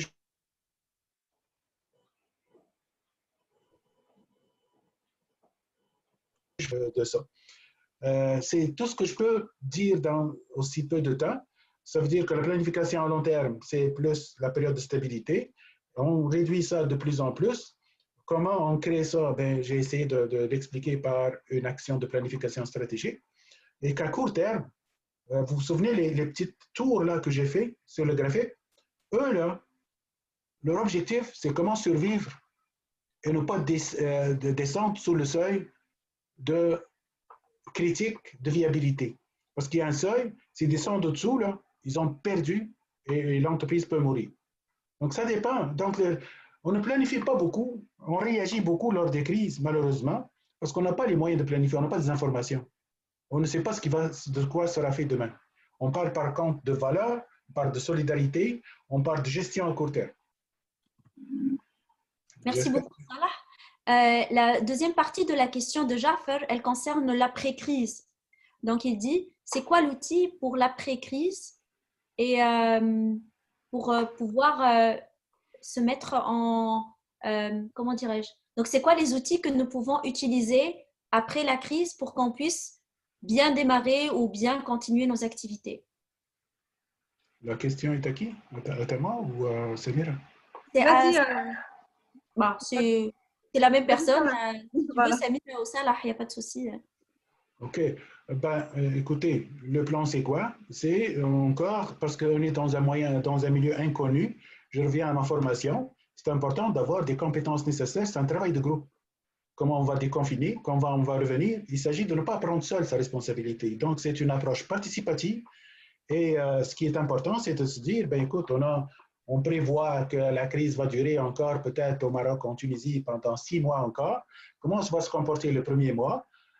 Comment va se comporter le deuxième mois? Quels sont les premiers ateliers qu'on va rouvrir? C'est quoi le service ou le produit qu'on va revendre le premier? Lequel on dessine notre atelier pour faire comme une cartographie des milieux critiques. Moi, je mettrai en place une certaine cartographie aussi de résilience, où est-ce qu'on a plus de résilience ou pas, et en fonction de cette approche participative, faire un plan de sortie de crise. C'est comme ça que se font les plans de sortie de crise, c'est en rassemblant les personnes expertes, en amenant les différentes données et informations, puis décider ensemble qu'est-ce qu'on va faire. Il est possible aussi d'avoir de l'information du gouvernement qui vont peut-être ouvrir les douanes, permettre les vols aériens et tout ça. Donc, c'est surtout, souvenez-vous, les outils, là, je ne sais pas si vous étiez là au début, mais quand j'ai expliqué la gestion de crise, c'est important de savoir gérer ça. Tout à fait. Merci, Salah. Merci beaucoup. J'ai une autre question. Elle vient de Béchir. Il dit que tout le monde maintenant parle des changements qui vont être élaborés, notamment la passation à la digitalisation des outils de travail. Donc, comment on peut anticiper ce changement et juger de son efficacité préalablement? Question, je réponds ou Samira? Je vais répondre, mais tu peux terminer, tu peux par la suite faire un petit complément. Je dirais que tout le monde parle de digitalisation maintenant, et c'est vrai que c'est une nouvelle voie dans le mode de fonctionnement. Mais il faut éviter de tomber aussi dans le piège, que ce soit comme l'effet un petit peu, je dirais, cybercafé, vidéothèque, etc., qui ont été ouverts surtout dans les pays du Maghreb pendant un moment, et c'était tout le monde qui s'était lancé sur ça. Donc, il faut savoir, en tant qu'entrepreneur, se distinguer. Je me positionne où et est-ce que réellement la digitalisation répond réellement? Est-ce que j'ai cette compétence maintenant? Est-ce que j'ai les outils nécessaires pour ça? Est-ce que j'ai les financements nécessaires aussi pour ça? Et qu'est-ce que ça va me rapporter par rapport à mon activité, par rapport à mon savoir-faire, à ma relation client, etc. Donc, il faut bien réfléchir. Il ne faut pas tomber dans le piège de la facilité de se dire « Ah oui, c'est un créneau porteur, c'est un créneau juteux, je vais me lancer sur ça et je dois avoir ces outils. » Je ne sais pas si ça, ce qu'il peut rajouter sur ce point. Je suis totalement d'accord avec toi. La digitalisation, il faut comprendre, ce n'est pas une résolution de problème, c'est un outil. C'est un outil qui va alléger certaines tâches. Je vous donne quelque chose qui peut être une bonne digitalisation, par exemple. Il y a des entreprises que je connais, que je coach, et qui ont décidé de partir sur la politique zéro papier. Par exemple, moi, je forme et on ne donne plus de cahier. C'est toujours PDF. Donc, c'est toujours Zoom. Même quand on va faire du présentiel, on ne donne plus de papier. Ça, c'est une petite révolution qui permet de digitaliser certaines choses. Maintenant, est-ce qu'on pourra tout digitaliser? Il y a deux façons, il y a deux routes. Une première route qui concerne tout ce qui est mécanisable, tout ce que la personne fait d'une manière automatique. On va appeler ça le pilotage automatique. Tout ça, c'est digitalisable. Ça veut dire que si tu rentres dans une banque et il remplit un formulaire pour toi, ça peut être digitalisé. On peut utiliser ta banque de données, puis ça se fait automatiquement. Par contre, il y a des affaires on a besoin d'influencer les gens, on a besoin de négocier avec des personnes. Un leader ne peut pas, par exemple, un chef d'agence ne peut pas être une machine. Il a besoin de mobiliser les personnes, il a besoin de les respecter, il a besoin de les écouter, il a besoin d'écouter leurs émotions. Donc, tout ce qui est humain ne sera jamais digitalisé. Je ne pense pas. Par contre, tout ce qui est travail automatique de remplissage, de formulaire, puis de ramener d'un formulaire ici et là, ben oui. Et d'ailleurs, dans les banques, dans les pays développés, tout ce qui est automatique est en train de se faire transférer dans les guichets automatiques. Il y a certaines banques qui sont en train de fermer les caisses par le travail automatique. demander un chéquier, il va t'arriver par la poste. Est-ce que je vais placer un chèque? Ben, ils font un appareil photo dans les cellulaires maintenant et tu peux encaisser ton chèque chez toi. Donc, la mission de caissier ou caissière dans une banque n'a plus sa raison d'être parce que le travail est automatique. Elle ne décide de rien, elle n'arrive à convaincre personne. Ben, il y a des tas de services. Tout ça, on peut le digitaliser. Il n'y a pas de mal à ça, à le faire. Maintenant, est-ce que pendant une période de crise, dans un avion, il y a une tempête, est-ce qu'on peut mettre le pilotage automatique et puis le pilote va dormir? Impossible. Ils ont besoin de tenir, on appelle ça le balai, je pense, le gouvernail, pour qu'ils réagissent à chaque moment. C'est ça la gestion de crise. Donc, on a besoin de l'humain pour gérer l'imprévisible. Les machines ne sont pas capables de gérer l'imprévisible. Les machines sont faites pour gérer la prévisibilité et la monotonie, les choses qui se répètent. Là, elles sont bonnes, les machines.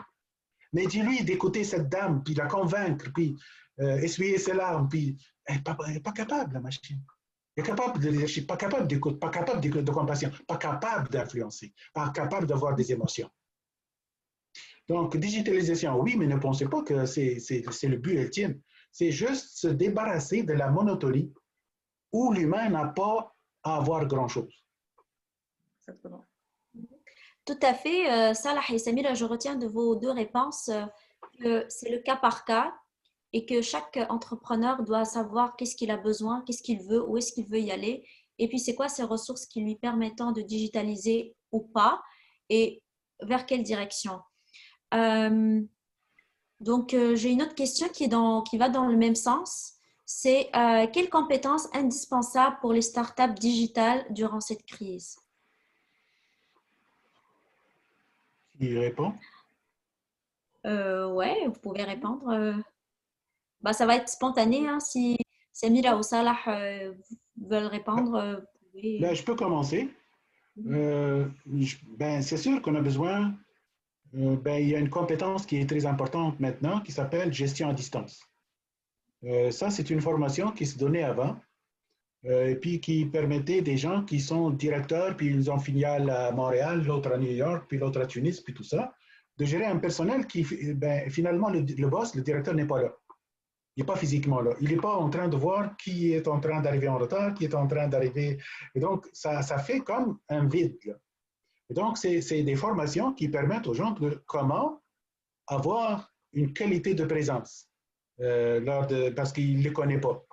Ben, c'est sûr que je pourrais répondre un peu sur le sens de toute cette formation-là par un exemple.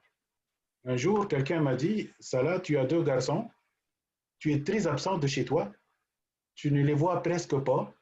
Comment arrives-tu à avoir leur respect et puis à avoir leur réussite scolaire puis sociale?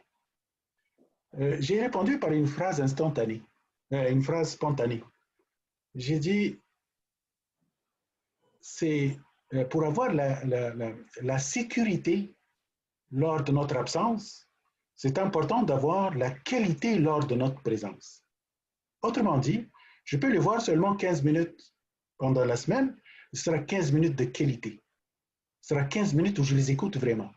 Ce sera un moment où ils vont sentir ma forte présence, ils vont sentir mon leadership, ils vont sentir ça. Et contrairement, on peut avoir des parents, ce que j'explique au monsieur, qui sont là tout le temps, mais ils ne parlent pas à leurs enfants. Donc, tu peux, comme leader, être loin, mais le jour que tu es là, le jour que tu es à Zoom, le jour où tu as une rencontre avec ces personnes, profite-en pour le coacher, pour le faire grandir, pour le rassurer, pour lui donner plus de confiance en soi. Les gens se rappellent des personnes qui arrivent à les élever d'un niveau bas à un niveau plus haut. C'est le vrai... ben ça, c'est une des connaissances puis d'intelligence émotionnelle à développer. Et en plus des technologies maintenant comme Zoom, comme Teams, comme ça, c'est important dans ce monde digital-là de maîtriser ça. Et puis, donc, moi, c'est la qualité de communication, même en peu de temps. 2, les outils qu'on voit maintenant, qui sont indispensables, ces compétences-là. Tu as quelque chose, Samira, que tu veux rajouter? Je dirais seulement qu'une start-up, c'est un ensemble d'idées. Donc, cet ensemble d'idées qui a pris forme doit continuer même pendant cette crise. Le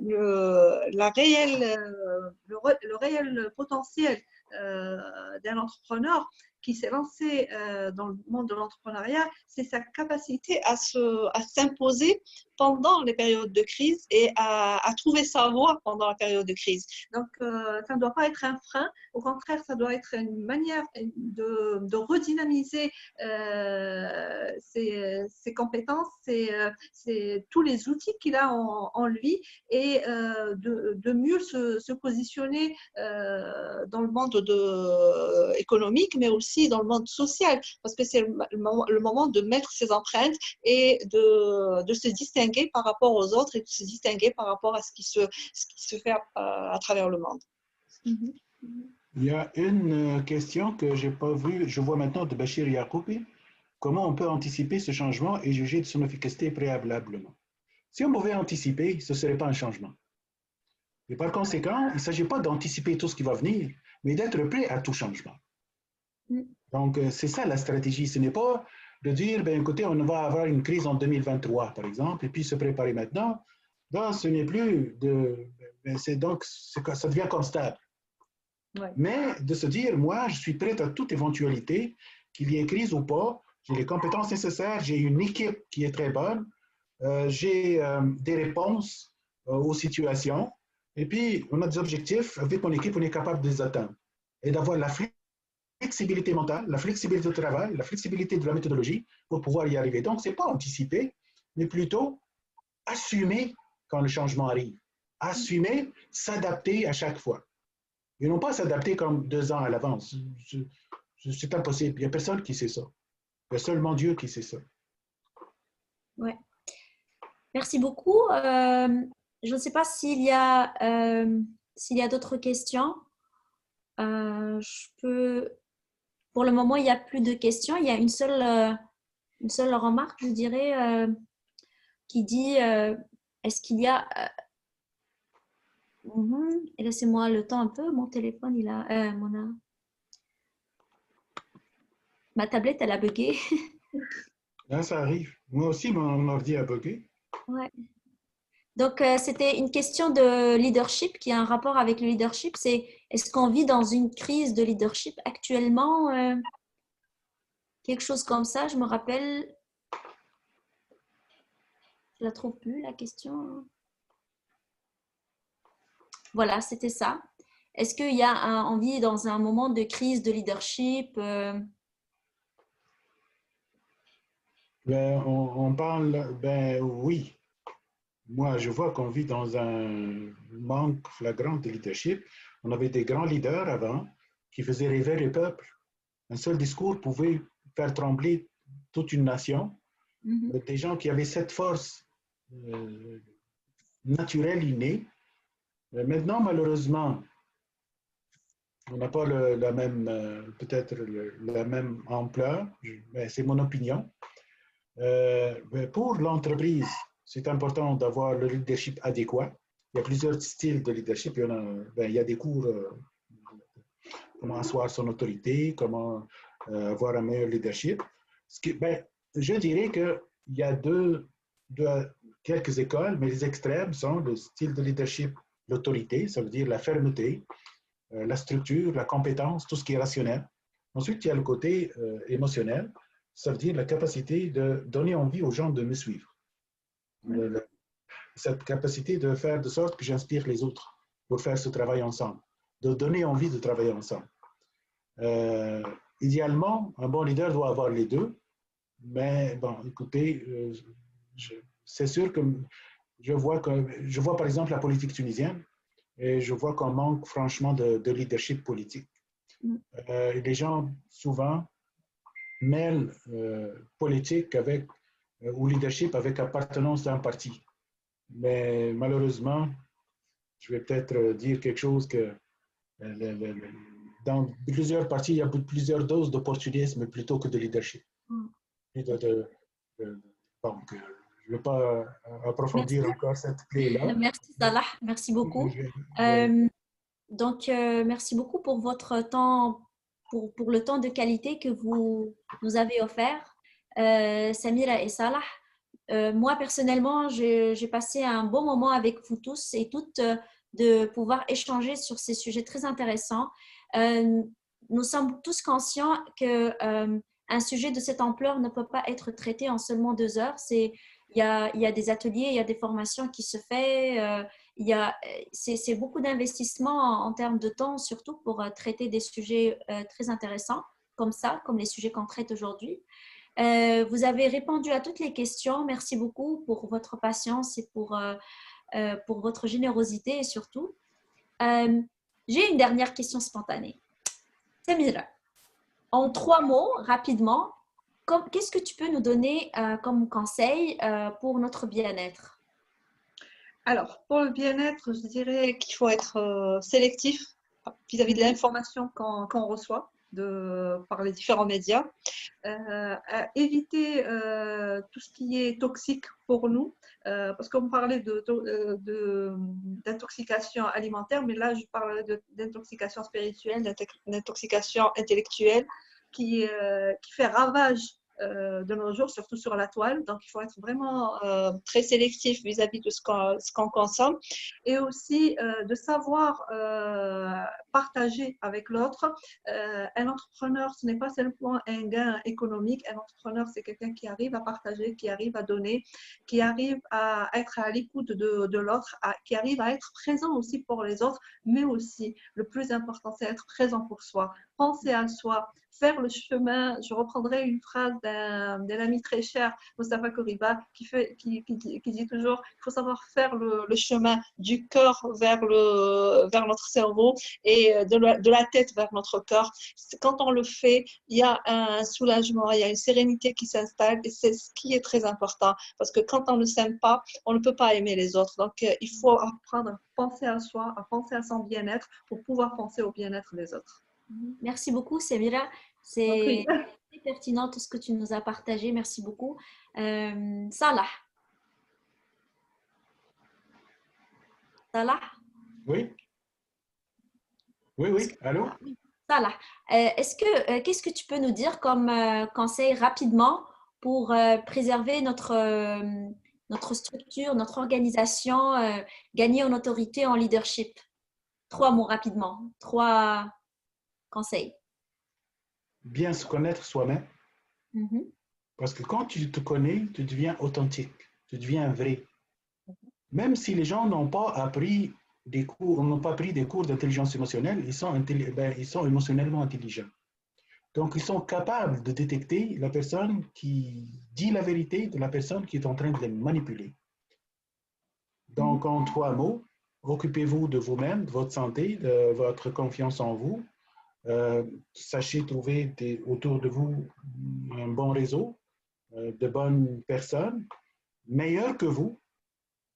Essayez de développer, les faire grandir. Moi, je pense que c'est le meilleur moyen de pouvoir contribuer au bonheur de tout le monde et puis à nos chers entrepreneurs aussi. Merci beaucoup, Samira. Et merci beaucoup, Samira.